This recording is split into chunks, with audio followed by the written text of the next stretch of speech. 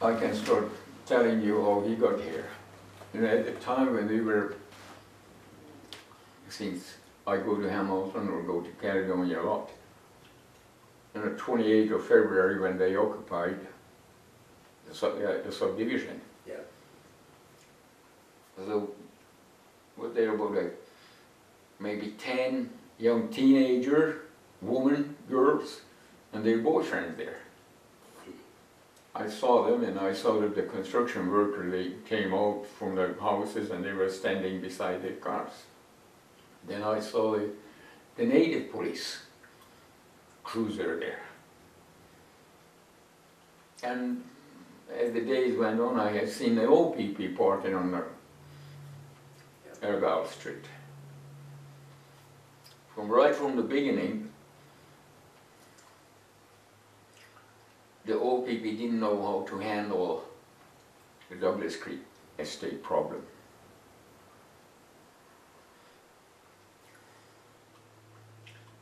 If they would have removed those, a dozen, or let's say 15, 20 of these young teenagers, if they would have booted them out of there, then the occupation wouldn't have advanced to the point as it went, or so how far it went, eh?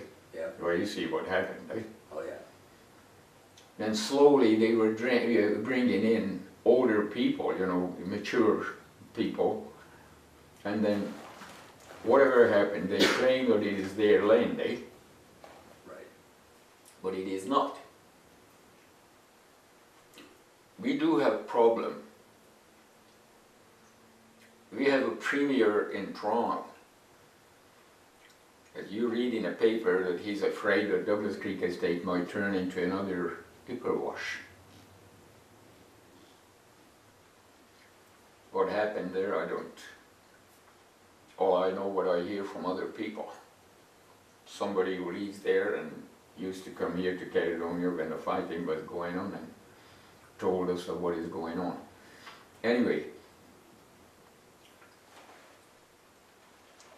the occupation turned into that nasty, the ugly scene when the Indians started fighting with the people of Caledonia.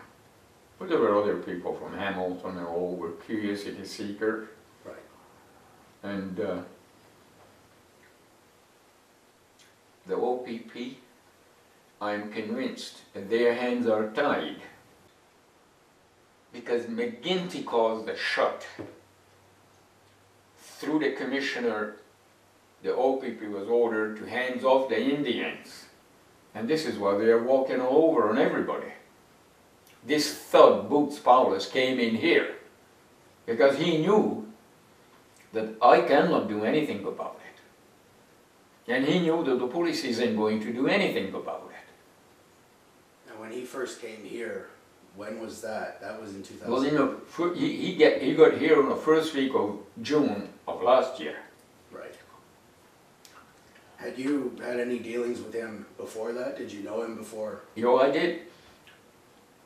I got more acquainted with him when he put up the smoke shop at the corner of my land, eh? Not bad. Then I saw him more often because I was concerned, you know, we have an entrance, a driveway into the land. Right. And when the smoke shed arrived there, I went over there and I said, you guys got to watch because we come in here with that combine and large heavy equipment. I said, don't block the road. No, we don't do it. I talked more and more with him. I knew his brother when the occupation escalated to the point that next day eventually it turned into a fist fight. Right. That's when I got acquainted with his brother and Jesse Porter. That's Clyde Powless? Hmm? You mean Clyde Powless? Yeah, it was Clyde Powless. Right. Yeah, his Boots' brother. I tried to stay away from any demonstration because he was already, he knew me already. Right. And truthfully, nobody talks with them. I do, because I have very nice people in the reserve. And they're very, very decent and friendly people. And I call them as friends. And I got acquainted with this when he moved into the smoke shop. And even before I had seen him at the fighting, they always, but you guys want coffee, I bought them a coffee. At the same time I bought the coffee to the old people. Yeah. You know, they were blocking the road all over. I was buying coffee for everybody. And unfortunately, how Douglas Creek Estate turned out, that the Indian, I'm referring to Boots Powless, he knew that he can move in on my place because I cannot stop him and the police will not stop him also. Right. And he did it. But now, I have to go back to the time before he moved here.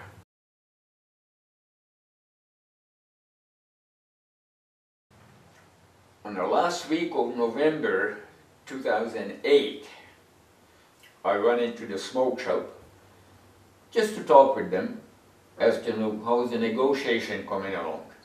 Because we don't have any information, nothing in a newspaper, and I assumed that the Indian would know what is going on in the main negotiating table, or is it advancing or not. I went in there and talked with them, and Boots turned to me and he says, I was going to come over and see you, I wanted to talk to you. And I said, Boots, you're welcome, you find me there sooner or later. When I'm home, you can come. Right. And I said, what is it what you wanted to talk to me about? I want to ask you if you would rent the front of your lawn to me to put up a smoke shop. And I said, Boots, I can't. I won't. So the subject changed and forgot. That was in the last week of November 2008. On the 3rd of May, somebody rang the bell. It's 2009. On the 3rd of May, first week of May. I opened the door and Boots standing on the landing. Right. Well, the usual, hi Boots, how you doing? What can I do for you? These are the words I'm quoting myself. Yep. And he said, I came over to see you, I want to ask you, would you rent the front of your lawn for me to put up a smoke shop? And I said, Boots, I cannot do it. I told you already last year when you asked me in a smoke shop to rent the front of the property to you. Yep. You cannot put up a smoke shop because this is agricultural and I'm not going to survey because it costs a lot of money and it wouldn't be approved anyway. And I said, I cannot even consider it, I'm sorry. Well, I just thought, you know, that maybe you change your mind. And we talked a couple of minutes and then after he left. Right. Now, this is the proof of it, that he was lying, telling Jesse Porter and telling some of the Six Nations that I invited him. It's in a newspaper. But if I invited him, why the hell did he try to rent a place from me? In the last week of November 2008 and the first week of May 2009, again, would I rent the land, the front of the property to him? And I said, no, I turned him down. I said, I cannot. Right.